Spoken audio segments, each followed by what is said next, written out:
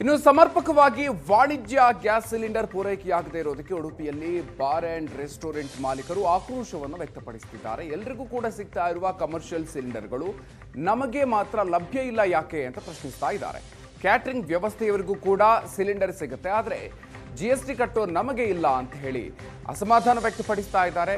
ಒಂದು ಜಿಎಸ್ಟಿಯಲ್ಲಿ ವಿನಾಯಿತಿ ನೀಡಿ ಇಲ್ಲದೇ ಇದ್ರೆ ತಕ್ಷಣವೇ ಗ್ಯಾಸ್ ಸಿಲಿಂಡರ್ ಅನ್ನ ಸರಬರಾಜು ಮಾಡಿ, ನಮ್ಮ ಬೇಡಿಕೆ ಈಡೇರಿಸದೇ ಇದ್ರೆ ಹೋರಾಟ ನಡೆಸ್ತೀವಿ ಅಂತ ಬಾರ್ ಅಂಡ್ ರೆಸ್ಟೋರೆಂಟ್ ಮಾಲೀಕರು ಎಚ್ಚರಿಕೆಯನ್ನು ಕೊಟ್ಟಿದ್ದಾರೆ.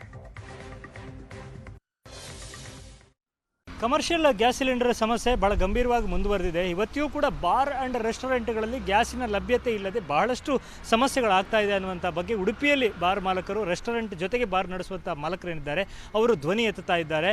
ಬೇರೆ ಬೇರೆ ಕ್ಯಾಟ್ರಿಂಗ್ ವ್ಯವಸ್ಥೆ ಇರ್ಬೋದು, ಎಲ್ಲ ಕಡೆ ಗ್ಯಾಸ್ಗಳು ಲಭ್ಯ ಆಗ್ತಾ ಇದೆ, ಆದರೆ ನಮಗೆ ಮಾತ್ರ ಯಾಕೆ ಕೊಡ್ತಾ ಇಲ್ಲ, ನಾವು GST ಪೇಯರ್ಸ್ ಆದರೂ ಕೂಡ ನಮಗೆ ಸಿಗ್ತಾ ಇಲ್ಲ ಅನ್ನುವಂಥದ್ದು. ಅಂದರೆ ಬಹುತೇಕ ಉಡುಪಿ ಜಿಲ್ಲೆಯಲ್ಲಿ ಸುಮಾರು 30-40%ನಷ್ಟು ಬಾರ್ ಆ್ಯಂಡ್ ರೆಸ್ಟೋರೆಂಟ್ಗಳನ್ನು ಕ್ಲೋಸ್ ಮಾಡುವ ಹಂತಕ್ಕೆ ಬಂದಿದೆ. ಅಟ್ಲೀಸ್ಟ್ ಒಂದು ಆಮ್ಲೆಟ್ ಮಾಡುವುದಕ್ಕೂ ನಮಗೆ ಗ್ಯಾಸಿನ ಲಭ್ಯತೆ ಇಲ್ಲ ಅನ್ನುವಂಥದ್ದು ಅವರ ಕೂಗು ಇರುವಂಥದ್ದು. GST ಕಟ್ಟುವ ನಮಗೆ ಇಲ್ಲದ ಸೌಲಭ್ಯ ಬೇರೆಯವರಿಗೆ ಹೇಗೆ ಸಿಗ್ತಾ ಇದೆ ಅನ್ನುವಂಥದ್ದು ಅವರ ಮೂಲಭೂತವಾದ ಪ್ರಶ್ನೆ. ವೈನ್ ಮರ್ಚೆಂಟ್ ಅಸೋಸಿಯೇಷನ್ನ ಪ್ರಮುಖರೆಲ್ಲ ಸಭೆ ಸೇರಿದ್ದಾರೆ, ನಮ್ಮ ಜೊತೆಗಿದ್ದಾರೆ.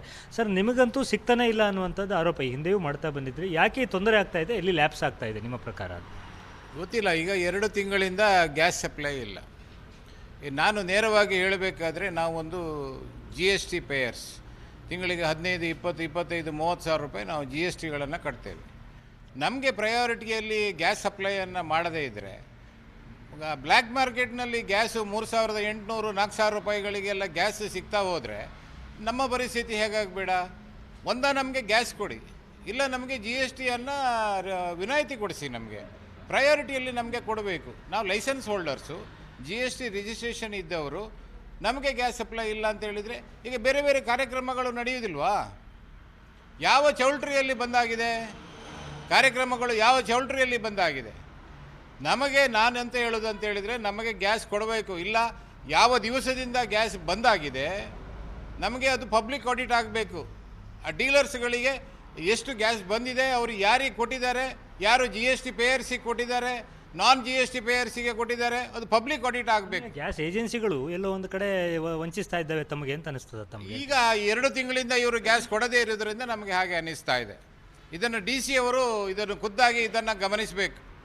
ಇಲ್ಲ ಅಂತ ಹೇಳಿದರೆ ನಾವು DC ಆಫೀಸ್ ಎದುರುಗಡೆ ಬೃಹತ್ ಪ್ರತಿಭಟನೆಯನ್ನು ನಮ್ಮ ಅಸೋಸಿಯೇಷನ್ನಿಂದ ನಾವು ಮಾಡ್ತೀವಿ. ಎಷ್ಟು ಬಾರ್ ಆ್ಯಂಡ್ ರೆಸ್ಟೋರೆಂಟ್ಗಳಲ್ಲಿ ಈ ಫುಡ್ಡನ್ನು ನಿಲ್ಲಿಸಿರ್ಬೋದು ನಿಮ್ಮ ಪ್ರಕಾರ?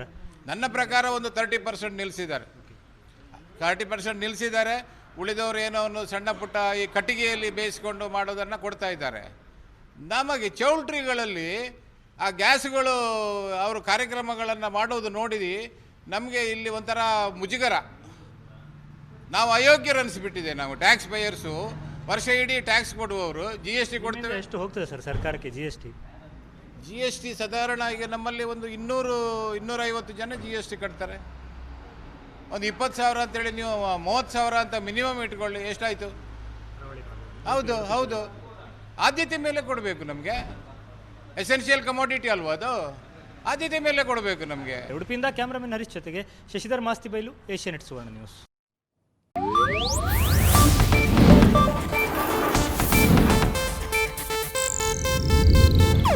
ಇದು ಏಷ್ಯಾನೆಟ್ ನ್ಯೂಸ್ ನೆಟ್ವರ್ಕ್ ಪ್ರಸ್ತುತಿ.